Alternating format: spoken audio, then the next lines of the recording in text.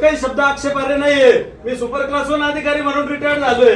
मोठमोठ्याला सावता चाललेल्या राज्यातल्या मोठ्या लोकांबरोबर काम केलं. मला भाषण कसं करायचं कळत नाही काय? पोलिसांनी सांगायला पाहिजे मला. किती गावात जे उद्योग चालले हे तू थांब. शाळेजवळ दारूच्या बाटल्या विकतात ते दिसत नाही यांना. 8 महिन्यापूर्वी आमच्या ग्रामपंचायत कोतुळ ग्रामपंचायतची ग्रामसभा चालू असताना किरकोळ स्वरूपाचा वादविवाद ग्रामस्थ आणि उपसरपंचामध्ये झाला होता. मी भाषण करत असताना मी सरपंचाला प्रश्न विचारत होतो एका कागदपत्राच्या संबंधाने. उपसरपंच मध्ये बोलला, त्याने अनावश्यक बोलल्यामुळं खालून 2-3 लोक बोलले. तो एक बोलला, एकदम किरकोळ स्वरूपाची बाचाबाची झाली. त्याच्यावर ते स्वतः उपसरपंच हे दारूचे दुकानदार असल्यामुळं पोलीस स्टेशनचा त्यांचा घनिष्ठ कायम संबंध आहे. 3 दारूचे दुकानं आहे कोतुळमध्ये त्यांचे. आणि त्याच्यामुळे त्यांनी ताबडतोब येऊन इथं फिर्याद दिली. त्यांनी जशी फिर्याद खोटी दिली तशी यांनी नोंदवून घेतली. पण फिर्याद दिली तर ठीक आहे, फिर्यादीचा अधिकार आहे फर्स्ट इन्फॉर्मेशन रिपोर्ट देण्याचा, पोलिसांचं काम आहे ते नोंदवून घेण्याचा. परंतु तपासी अंमलदार जो नेमलाय तर तपासी अंमलदारांनी त्याची शहानिशा करणं आवश्यक आहे. ग्रामपंचायतचा कॅमेरा चालू होता, त्या कॅमेरा पुढे BJ देशमुख काय बोललेलं आहे सगळ्यांना ते अजूनही रेकॉर्डवर असेल. एक शब्दही आक्षेपार्ह न बोलता 8 महिन्यामध्ये 3 वेळा पोलीस सीताराम पाटील देशमुखांच्या हातात BJ देशमुखांना बोलवले. आणि मग तिथं खाजगीमध्ये सांगतायत का आमदार आमच्यावर प्रेशर आणतात, ते पोलीस स्टेशनला येऊन जबाब दिला पाहिजे.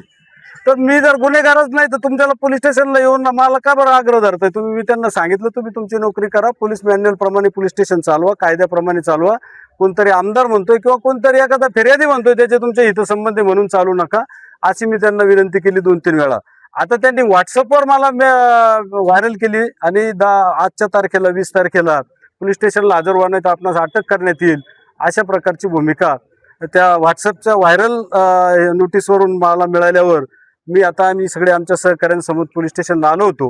मी जर खरोखर दखलपात्र काही गुन्हा केला असेल तर माझ्यावर कारवाई झाली पाहिजे हे मला मान्य आहे. परंतु कोणाच्या तरी सांगण्यावरून किंवा हे जे पोलीस स्टेशन तालुक्यात जी चर्चा आहे ज्या पद्धतीनं चालते ती पद्धत अतिशय चुकीची आहे. गेली 1-2 वर्ष अतिशय चुकीच्या पद्धतीनं नागरिकांना न्याय मिळण्याच्या ऐवजी इथं त्रास होतोय. लोकप्रतिनिधीचं यांच्या प्रशासनावर वचक राहिलेलं नाही, अक्षम्य दुर्लक्ष आहे. केवळ लोकांना त्रासासाठीच लोक इथं येतात. आणि म्हणून मी तर खरं आमच्या सगळ्या सहकाऱ्यांसह इथं आज आलो का या आपल्या माध्यमातून तालुक्यातल्या लोकांना कळावं काही आपलं पोलीस स्टेशन कसं चाललंय.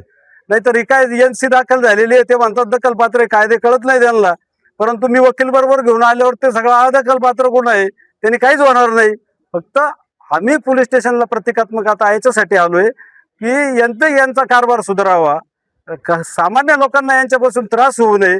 यांची काय बोरसे साहेबांची कारकीर्द काय त्यांच्या कायद्याने जेवढी आहे तेवढी त्यांनी व्यवस्थितपणे पार पाडावं, लोकांना त्रास न देता. कोणीतरी आवाज उठवला पाहिजे म्हणून आम्ही आज पोलीस स्टेशनवर आलोय खऱ्या अर्थाने.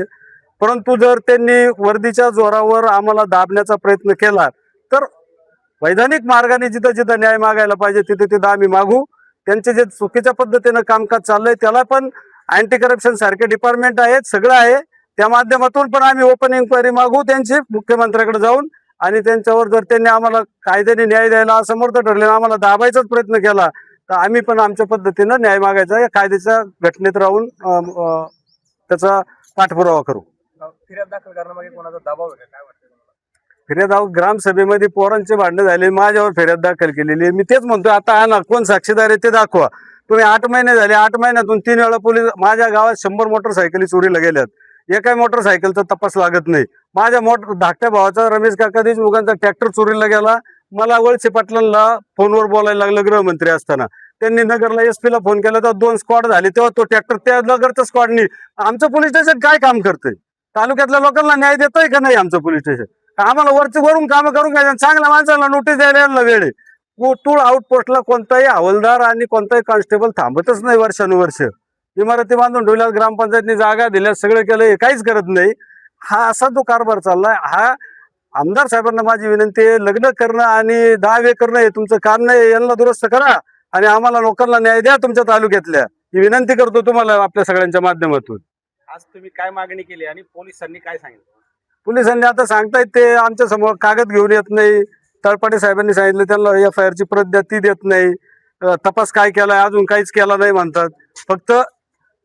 फक्त सारखं मला पोलीस स्टेशनला आणायचा हा त्यांचा एकमेव अजेंडा होता. परंतु मग मी आल्यावर पोलीस स्टेशनला काहीच झालं नसतं त्याच्यातून. आपल्या माध्यमातून सगळ्या सहकाऱ्यांना सांगून बरोबर का आलो आहे मी, त्यांचा कारभार कळाव तालुक्याला म्हणून आलो.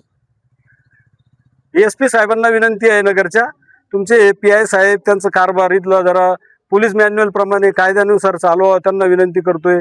कराळे साहेब IG साहेब त्यांनी लक्ष घालावं याच्यामध्ये आणि करावं. आता ही क्लिप तुमची जाईलच त्यांच्यापर्यंत.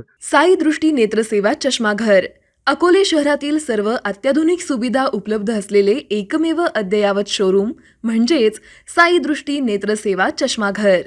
आमच्याकडे Titan, Fastrack, Puma, Oakley, Velocity, CK, Rayban, ID, Vogue, Police, Stepper, Scott, Carrera, Tommy Hilfiger, Killer, Crizal, Zeiss, Prime, Bronzer, Yash, Bausch and Lomb, Johnson and Johnson, Alcon आदी कंपन्यांच्या फ्रेम्स, सनग्लासेस, लेन्सेस व contact lenses योग्य दरात उपलब्ध.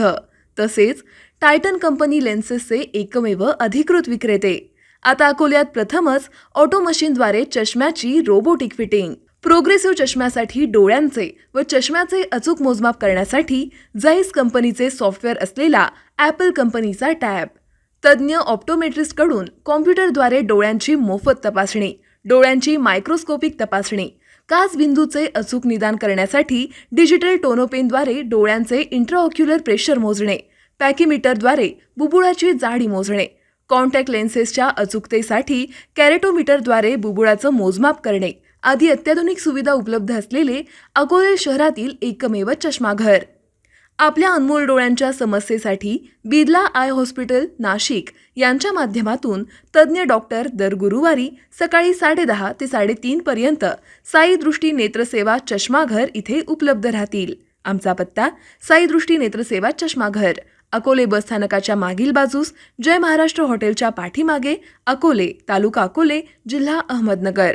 संपर्क 91 36 52 93 93.